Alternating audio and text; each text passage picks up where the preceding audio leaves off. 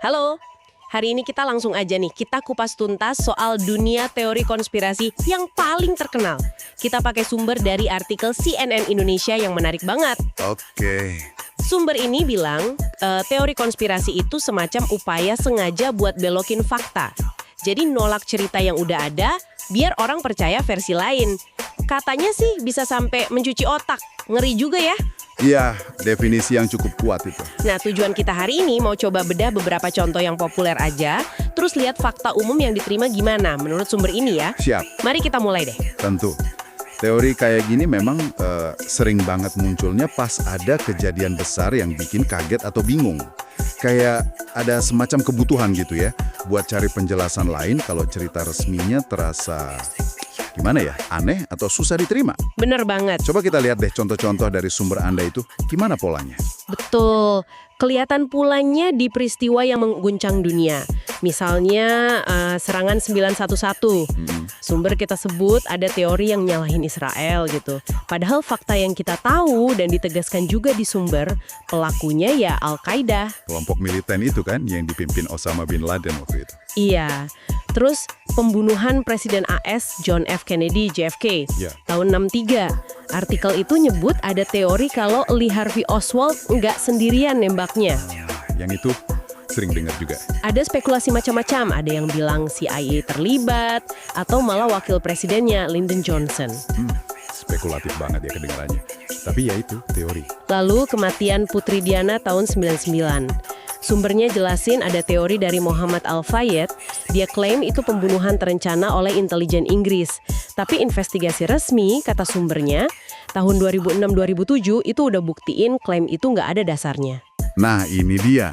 Yang menarik kan, gimana trauma kolektif atau kematian tokoh penting jadi lahan subur buat cerita-cerita alternatif begini. Teori-teori ini kayak nawarin penjelasan lain, meskipun ya spekulatif buat kejadian yang susah dimengerti. Masuk akal sih penjelasannya. Ini cocok sama definisi dari sumber tadi, upaya aktif buat nolak dan ganti cerita yang udah ada. Seringnya karena nggak percaya sama pihak berwenang atau penjelasan resmi. Betul, tapi nggak selalu soal tragedi besar juga kan? Ada juga yang nantang fakta dasar atau sejarah. Oh iya, contohnya? Misalnya soal pendaratan di bulan. Artikelnya nyebut teori lama dari tahun 70-an. Katanya pendaratan NASA tahun 1969 itu bohong, hoax, dipicu sama buku dan film fiksi. Apa ya tadi? Capricorn One. Ah, film itu. Iya, iya. Sumbernya sih cuma negesin fakta sejarah aja. Kalau pendaratan itu emang beneran terjadi. Oke. Terus ada lagi teori bumi datar, yang katanya menurut sumber bangkit lagi nih di era internet. Wah, yang itu sih. Padahal ilmuwan dari zaman Yunani kuno aja udah buktiin bumi itu bulat kan. Ini nunjukin spektrum yang beda ya. Kalau teori pasca tragedi mungkin muncul dari upaya cari makna atau kambing hitam, teori kayak bumi datar atau pendaratan bulan palsu ini lebih ke penolakan langsung terhadap sains atau bukti sejarah. Iya juga ya. Dan bangkitnya lagi di era internet, seperti kata sumber Anda, itu nunjukin gimana platform digital bisa jadi kayak ruang gema, bisa nguatin keyakinan-keyakinan pinggiran gitu, lepas dari cek fakta. Bener banget. Bahaya juga ya kalau nggak hati-hati. Terus ada juga yang lebih unik, bahkan agak aneh mungkin. Apa tuh? Gimana soal teori kematian Paul McCartney? Sumbernya nyebut ada klaim dia itu meninggal tahun 66, terus diganti sama orang yang mirip. Yang itu lagi. Padahal orangnya jelas-jelas masih ada sampai sekarang kan? Nah, itu dia. Sumbernya juga negasin gitu, kok McCartney masih hidup dan aktif.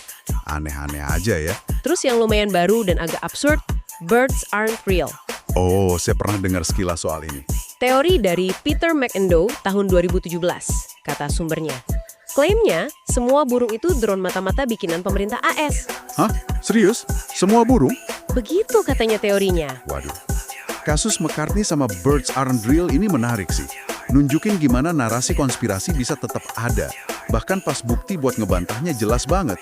Atau premisnya aja udah di luar nalar gitu. Iya, kok bisa ya? Mungkin ada daya tarik tersendiri kali ya. Ngerasa punya pengetahuan rahasia yang orang lain nggak tahu. Atau ngeliat pola tersembunyi. Bisa jadi, bisa jadi. Pak contoh teori konspirasi yang terus ada. Mulai dari yang nyangkut peristiwa traumatis, sampai yang nantang sains dasar. Semuanya punya satu kesamaan, nolak narasi arus utama. Betul. Dan ini bawa kita ke pertanyaan penting nih buat Anda renungkan. apalagi di zaman informasi kayak sekarang ini. Kenapa sih kemampuan buat bedain antara fakta yang udah terverifikasi, kayak hasil investigasi resmi atau temuan sains, sama teori konspirasi yang seringkali minim bukti, ini jadi penting banget. Pertanyaan bagus tuh. Gimana kita bisa nyaring informasi tanpa kejebak sama cerita alternatif yang kedengarannya menarik, tapi nggak ada dasarnya? Perlu dipikirin bareng-bareng ya. Dan sebagai penutup nih, satu pemikiran buat Anda bawa pulang. Apa sih sebenarnya yang bikin cerita-cerita ini, bahkan yang paling aneh atau udah jelas salah, tetap menarik buat sebagian orang? Apa yang ditawarin sama narasi itu? Iya, apa yang ditawarin sampai bisa ngalahin bukti nyata. Sesuatu buat direnungkan lebih lanjut deh. Sekian pembahasan kita kali ini ya.